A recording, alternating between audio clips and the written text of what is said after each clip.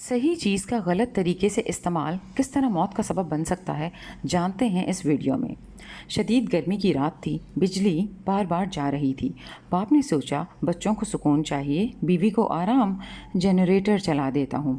کمرے سے باہر جنریٹر چلا دیا، دروازہ بند، کھڑکیاں بند، سب نے سکون کی سانس لی۔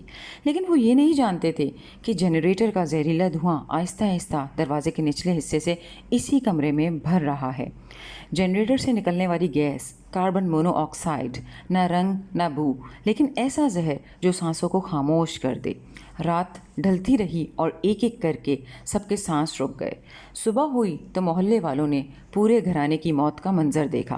جنریٹر جو سکون کے لیے چلایا گیا تھا، ہمیشہ کے لیے سکون چھین کر لے گیا۔ سانس جو زندگی کی علامت ہے، جنریٹر کے دھوئیں کے ساتھ موت کا پیغام بن گئی۔ کیونکہ تمام افراد سو رہے تھے، لہٰذا وہ سر کے بھاری پن، چکر آنے، سفوکیشن اور اس غشی کی کیفیت کو محسوس نہ کر سکے جو جنریٹر سے نکلنے والے کاربن مونو آکسائڈ کے خون میں جذب ہو کر پورے جسم میں پھیل جانے سے پیدا ہوئی۔ نیند کی حالت میں انسان کا دماغ انکانشیس اسٹیٹ میں ہوتا ہے۔ کاربن مونو آکسائڈ جب خون میں جذب ہوتی ہے تو یہ ڈائریکٹ خود کو ہیموگلوبین سے جوڑتی ہے اور آکسیجن کی سپلائی بند کر دیتی ہے، اور جسم کے اہم اعضاء جیسے دل اور دماغ وغیرہ تک آکسیجن پہنچ نہیں پاتی۔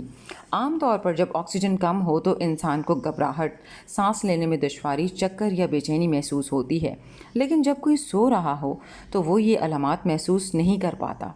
نیند میں سانس آہستہ اور پرسکون ہوتا ہے، اسی لیے جسم کو وارننگ سگنلز کم ملتے ہیں۔ کاربن مونو آکسائڈ کی تھوڑی مقدار بھی خون میں جذب ہونے کی بہت زیادہ صلاحیت رکھتی ہے۔ یہی وجہ ہے کہ سویا ہوا انسان آسانی سے بے ہوشی میں مبتلا ہو جاتا ہے، اور اکثر واقعات میں وہ لوگ جو بند کمرے میں یا کمرے کے پاس جنریٹر چلا کر سوتے ہیں وہ صبح اٹھ ہی نہیں پاتے۔ یہ حادثہ کسی کے ساتھ بھی ہو سکتا ہے، لہٰذا جنریٹر ہمیشہ کھلی ہوا میں اور کمرے سے دور رکھ کر چلائیں تاکہ دھواں کمرے میں داخل نہ ہو سکے۔ جنریٹر سہولت ہے، لیکن احتیاط کے بغیر یہ موت کا دروازہ کھول دیتا ہے۔ جنریٹر کا دھواں صرف دھواں نہیں، موت کی سرگوشی ہے۔ احتیاط کیجیے۔